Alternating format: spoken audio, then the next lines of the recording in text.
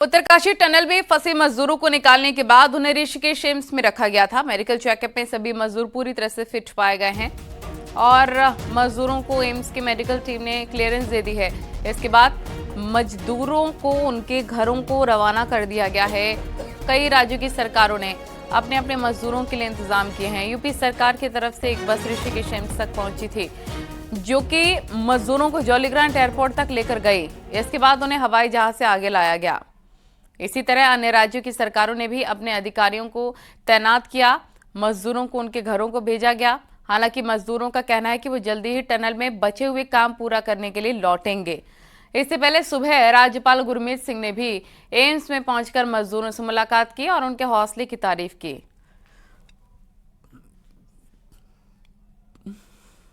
तो जा रहे हैं आप लोग?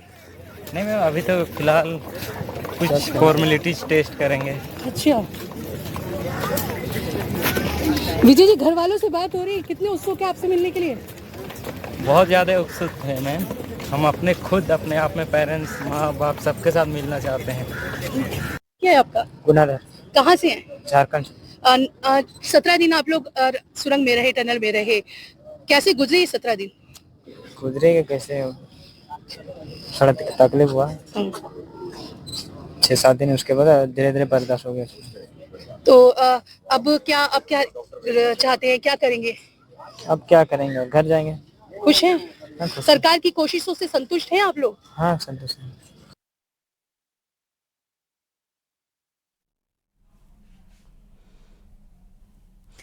उत्तरकाशी टनल के अंदर 17 दिन तक 41 मजदूर फंसे रहे। उसके बाद सफल ऑपरेशन के बाद उन्हें निकाल लिया गया है। अब पहली बार टनल के अंदर का वीडियो सामने आया, जिसमें साफ दिख रहा है कि कैसे 41 मजदूरों ने 17 दिन बंद टनल के अंदर गुजारे।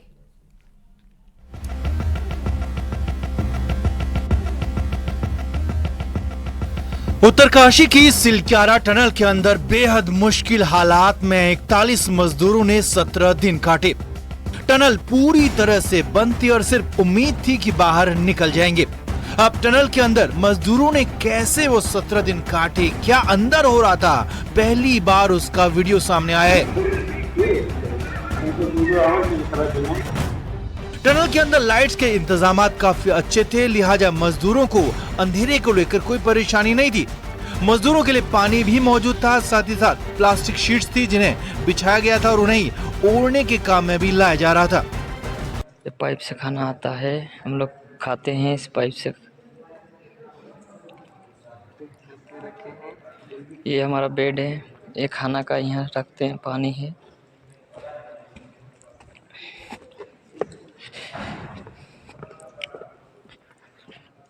इधर जो मुंह बंद हुआ है, हम लोग फंसे हैं यहाँ पे, अंदर में हैं। 8 दिन हो गए आज मिला के। टनल के अंदर फंसे मजदूर ने ही बताया कि कैसे अचानक टनल बंद होगी और तब वो क्या कर रहे थे। हो गया, फिर से आ रहे थे, उधर से आ रहे थे हम लोग निकलने के लिए छुट्टी का टाइम, तो अचानक बंद हो गया, गिर गया। ये हाइड्रा से आ रहे थे हम लोग, सीढ़ी उड़ी रखे हैं निकलने के लिए पाइप घुसाने से। हम लोग 40 बंदा फंसे हुए हैं। टनल के अंदर पीने के पानी की कोई दिक्कत नहीं थी, इसके लिए बोलेरो गाड़ी अंदर थी, उसका इस्तेमाल हो रहा था, जबकि सोने और बिछाने के लिए प्लास्टिक शीट्स को यूज किया जा रहा था। एक गाड़ी से पानी लाया जाता है हम लोग पीने के लिए, वहाँ फिर से आता है पानी। टोटल 40 बंदा फंसे हुए हैं। टनल ऑपरेशन के कुछ दिन बाद वहां खाना भी भेजा जा रहा था। टनल के अंदर खाना स्टोर किया गया था। तस्वीरों में देखा जा सकता है कि बोतल में भेजी गई खिचड़ी है। खिचड़ी के कई बोतल वहां पर रखे गए हैं। बोतल में भरकर फॉइल पेपर में लपेटकर रोटियां भी पहुंचाई गई और यहां तक कि सलाद भी फॉइल पेपर में लपेटकर मजदूरों तक पहुंचाया गया। इसके अलावा अंडे मजदूरों तक पहुंचाए गए, केले भेजे गए, सेब और संतरे भी अंदर भेजे गए और साथ ही साथ ड्राई फ्रूट्स भी अंदर भेजे गए, ताकि मजदूर सुरक्षित रहें, मजबूत रहें और उन्हें स्टोर करके रखा गया था। मजदूरों को खाने का सामान ज्यादा मात्रा में भेजा जा रहा था, क्योंकि किसी वजह से सप्लाई पाइप बंद होती तो भी मजदूरों को लंबे समय तक दिक्कत नहीं होती। और इसी तरह 17 दिन टनल के अंदर मजदूरों ने काटे, जो उनकी मजबूत मानसिक स्थिति और जिजीविषा को दिखाता है और उनकी हिम्मत और जज्बे को अब सभी सलाम कर रहे हैं। Bureau report, news 18। Australian mining expert Arnold Dix, जो कि सिलक्यारा टनल रेस्क्यू ऑपरेशन के दौरान पूरे समय मौजूद रहे, उनका एक वीडियो सामने आया है जिसमें रेस्क्यू मिशन पूरा होने के बाद वो स्थानीय लोगों के साथ झूमते नजर आए। अर्नोल्ड रेस्क्यू ऑपरेशन के नायकों में शामिल हैं, जो स्थानीय बासिंदों के साथ घुल मिल कर रहे और रेस्क्यू को लेकर महत्वपूर्ण इनपुट जोड़ते रहे।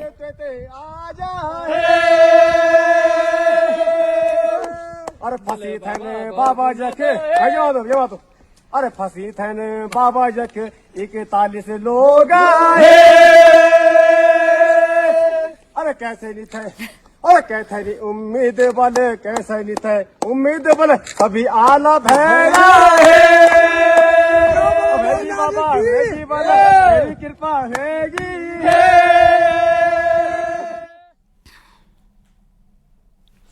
मुख्यमंत्री पुष्कर सिंह धामी आज हल्द्वानी के दौरे पर है। यहां उत्तरकाशी के सफल टनल रेस्क्यू के बाद सीएम धामी ने एक रोड शो किया। सीएम ने उत्तरकाशी में सिलक्यारा सुरंग के अंदर फंसे सभी 41 श्रमिकों को सफल और सुरक्षित निकाले जाने के बाद हल्द्वानी में रोड शो किया।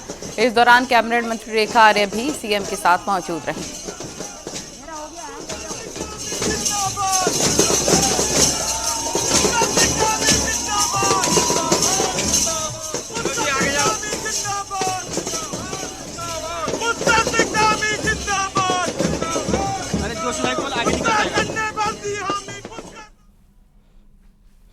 उत्तराखंड में निकायों का कार्यकाल खत्म होने जा रहा है और इसके लिए अधिसूचना जारी कर दी गई है। 1 दिसंबर को निकायों का कार्यकाल खत्म होगा और 2 दिसंबर से सभी निकायों में प्रशासक तैनात हो जाएंगे। राज्य के सभी नगर निगम, नगरपालिका, नगर पंचायतों का कार्यकाल खत्म हो रहा है और 2 दिसंबर से प्रशासक कार्यभार संभालेंगे और इसके लिए अधिसूचना जारी कर दी गई है। ये बड़ी खबर इस वक्त ही आपको हम बता रहे हैं। उत्तराखंड में निकायों का कार्यकाल खत्म होने जा रहा है और इसके लिए अधिसूचना भी जारी कर दी गई है। 1 दिसंबर को निकायों का कार्यकाल खत्म होगा, यानी कि कल, और 2 दिसंबर से सभी निकायों में प्रशासक तैनात हो जाएंगे। राज्य के सभी नगर निगम, नगरपालिका और नगर पंचायतों का कार्यकाल खत्म हो रहा है और 2 दिसंबर से प्रशासक कार्यभार संभालेंगे।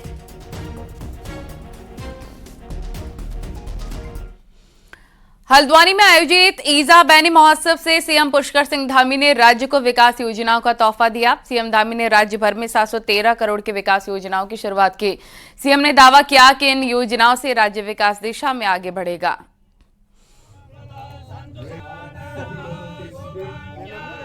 713 करोड़ की योजनाओं की बड़ी सौगात हल्द्वानी से सीएम पुष्कर सिंह धामी ने दी है।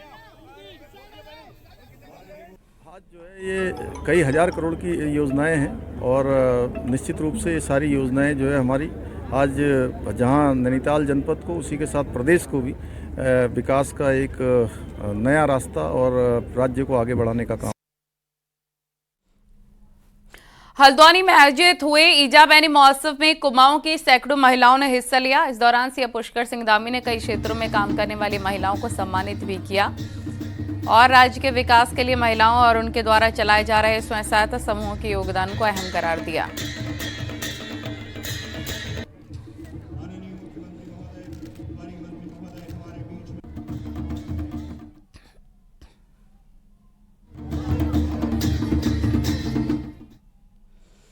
सीएम पुष्कर सिंह धामी गुरुवार को हल्द्वानी में ईजा बैनी महोत्सव में शामिल होने पहुंचे थे, लेकिन इस दौरान कुछ ऐसा हुआ जिससे वहां मौजूद लोग देखते ही रह गए।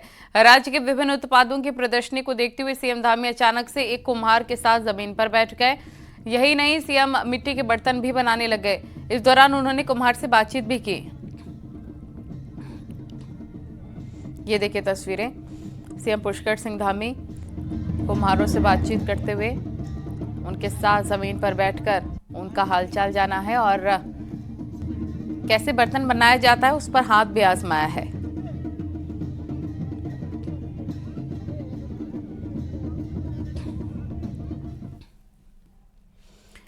सीएम धामी ने जहां एक और हल्द्वानी से राज्य भर के लिए 713 करोड़ की योजनाओं का शिलान्यास किया और लोकार्पण किया, वहीं पर वर्चुअली कई जिलों में हुए कार्यक्रम से भी सीएम धामी शामिल हुए, जिससे कि दूसरे जिलों में कैबिनेट मंत्री, विधायक और अधिकारी भी कार्यक्रम में शामिल हुए।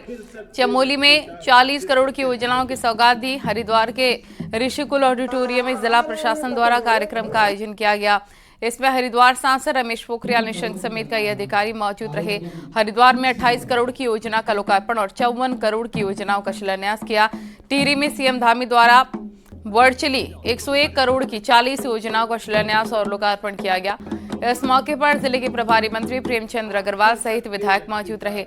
अल्मोड़ा में भी सीएम धामी द्वारा 64 करोड़ की योजनाओं का शिलान्यास और लोकार्पण किया गया।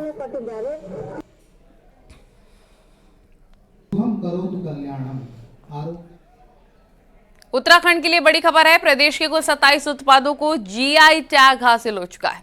हाल ही में 18 नए प्रोडक्ट को जियोग्राफिकल इंडिकेशन मिला है, जिसमें बेरीनाग चाय, मुंडवा, झंगोरा, गहत दाल, लाल चावल, काला भट्ट, माल्टा जूस समेत 18 प्रोडक्ट शामिल हैं। उत्तराखंड जैविक उत्पाद परिषद लंबे वक्त से इसकी कवायद में था। इन उत्पादों को जीआई टैग मिलने से उत्तराखंड के स्थानीय खाद्य पदार्थ को जहां बढ़ावा मिलेगा, तो लोगों को भी अच्छी आमदनी मिलेगी। और साथ ही जीआई टैग मिलने पर सीएम पुष्कर सिंह धामी ने खुशी जाहिर करते हुए कहा, लोकल प्रोडक्ट्स को नई पहचान मिलेगी।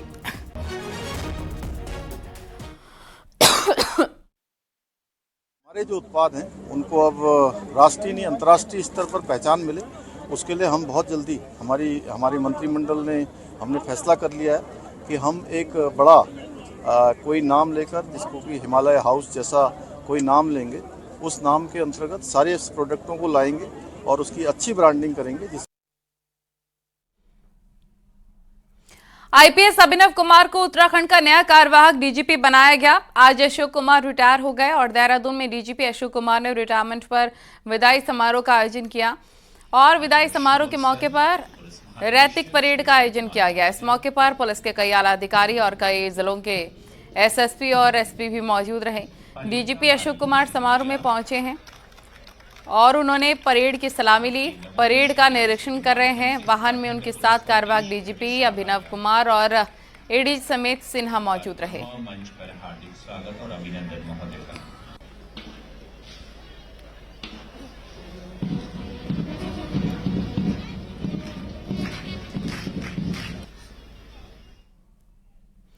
और चलिए अब आपको दिखाते हैं पहाड़ टॉप 10 न्यूज।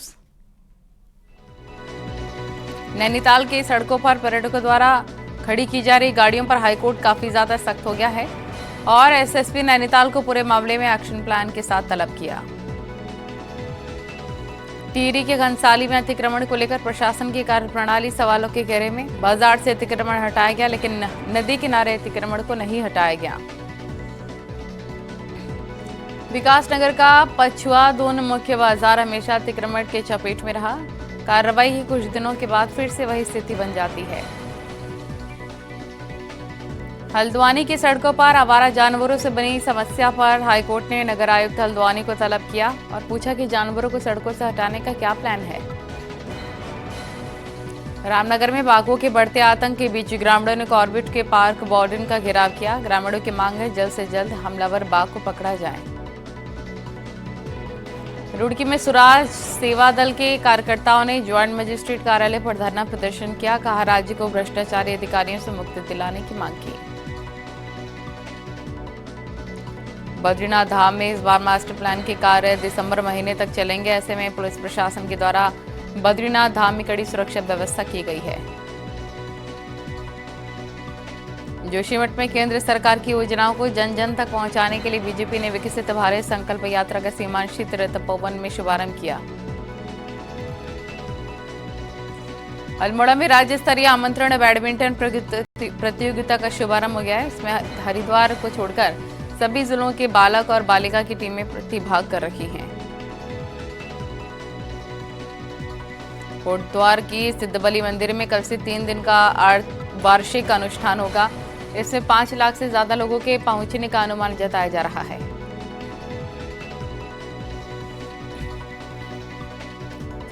चलिए खबरों में आगे बढ़ते हैं। कालाडूंगी में एक बच्ची को गुलदार ने मौत के घाट उतार दिया। तब से इस गुलदार को पकड़ने की कवायद की जा रही है। वन विभाग ने यहाँ 2 दिनों से गुलदार को वन विभाग ने यहाँ 2 दिनों में 2 गुलदार को भी पकड़ा है, जिसमें से आज ये गुलदार पकड़ा गया। लेकिन इसमें से किस गुलदार ने बच्ची पर हमला किया है, इसकी पहचान नहीं हो सकी है। दोनों गुलदारों के सैंपल लैब में भेज दिए गए हैं, जिसकी रिपोर्ट के बाद ही पता चलेगा कि कौन सा गुलदार बच्ची की मौत का कारण है।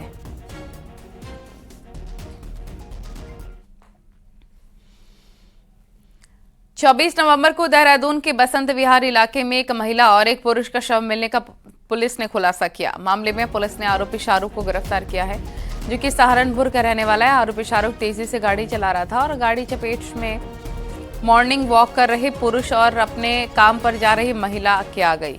दोनों की मौके पर ही मौत हो गई। आरोपी ने खुद को बचाने के लिए दोनों के शव को नाले में फेंक दिया था।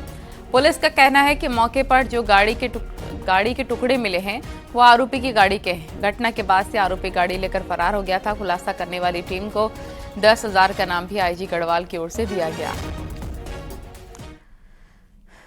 वेरीफाई करने के बाद पता चला कि इसमें एक ड्राइवर शाहरुख है, जो सहारनपुर से दूध लेके आता है यहाँ पर, और एक गाड़ी जो करीब करीब हर गाड़ियाँ जो क्रॉस हो रही थी उनका टाइमिंग चेक किया गया और एक गाड़ी लगा के 2-3 मिनट हॉल्ट करके इसके बाद आई है। इसके बाद उसको जब वेरीफाई किया गया, इंट्रोगेट किया गया, तो समस्त चीज़ों का घटनाक्रम पता चला कि उसकी टक्कर तेज चलाने के कारण दोनों लोग जो पासरबाई थे उनसे टक्कर हो गई थी और महिला बॉडी छिटक के उसकी जो है गूल में गिर गई थी। तो इसके बाद जैसे ही नीचे उतर के देखा गया कि व्यक्ति भी मर गया है, तो उसको बचने के लिए कि कहीं कोई टहलने वाला कोई सूचना न कर दे पुलिस को और आगे कहीं चेकिंग में पकड़ा जाए, तो उसने बॉडी को उठाकर वहीं पर बगल गूल में डाल दिया और साक्ष्य मिटाने का प्रयास किया। देहरादून के राजपुर इलाके में हुई चोरी का पुलिस ने खुलासा कर दिया है। पुलिस ने आरोपी संतोष को 10 लाख की ज्वेलरी के साथ गिरफ्तार किया। 24 नवंबर को पीड़ित आशुतोष जब पत्नी के साथ बाजार गए हुए थे, तभी घर की खिड़की तोड़कर चोर ने ज्वेलरी पर हाथ साफ कर दिया। आरोपी पहले पीड़ित के घर में ड्राइवरी कर चुका था और कुछ दिन पहले ही काम छोड़कर गया था।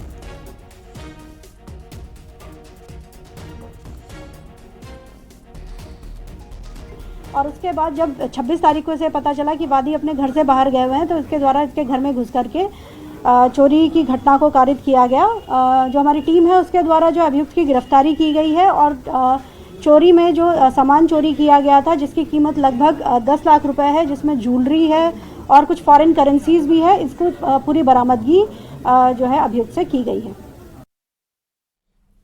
बागेश्वर के बाहुली गांव में आग का तांडव देखने को मिला। यहां पर एक बारात के दौरान की गई आतिशबाजी से घास के ढेर में आग लग गई। ये घास सर्दियों में जानवरों के चारे के लिए रखी गई थी।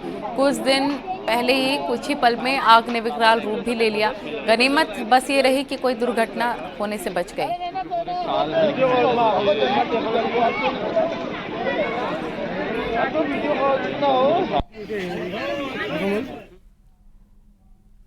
उत्तरकाशी के गंगोत्री नेशनल पार्क के गेट के साथ गरतांग गली के गेट शीतकाल के लिए आज से बंद कर दिए गए।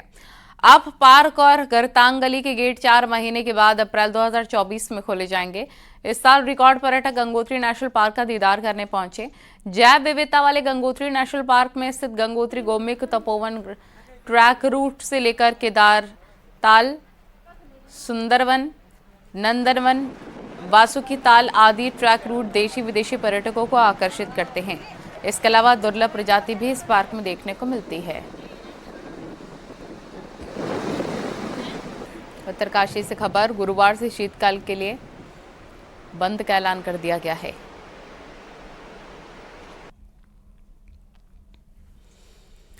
विवादों में चल रही नैनीताल पालिका का एक और कारनामा सामने आया है। पालिका ने निर्माणाधीन पार्किंग को बिना हैंडओवर के ही टेंडर कर अपने चहेतों को दे दिया। इसके बाद यहां पर्यटकों से पैसा वसूला जा रहा है, जबकि नियम ये है कि बिना विभाग के हैंडओवर के पार्किंग संचालित ही नहीं की जा सकती। वहीं पर डीएम ने जब जांच की बात कही, नैनीताल में मस्जिद चौराहे पर नाला पाट कर पार्किंग निर्माण किया जा रहा है।